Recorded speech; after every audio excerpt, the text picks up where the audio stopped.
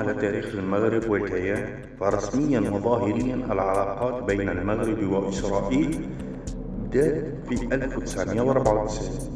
هذا ظاهرياً، ثم ظاهرياً أيضاً وقفوها في عام 2000 بعد اندلاع الانتفاضة الفلسطينية المباركة، انتفاضة الأقصى.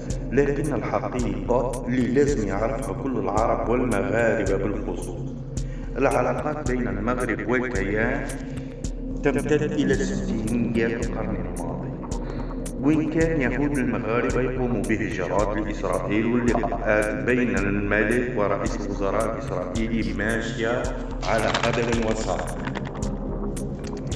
وترجع العلاقات بين الكيان والمغرب إلى ستينيات القرن الماضي. وهنا يقول اليهودي شمعون ليفي هذا اللي كان مدير المتحف اليهودي في الدار البيضاء، أن اليهود هاجروا إلى إسرائيل على دفعات في عهد الحسن الثاني.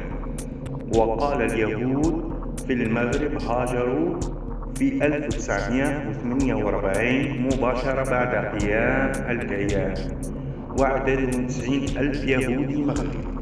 والدفعة الثانية في عام 1965 بأمر ملكي.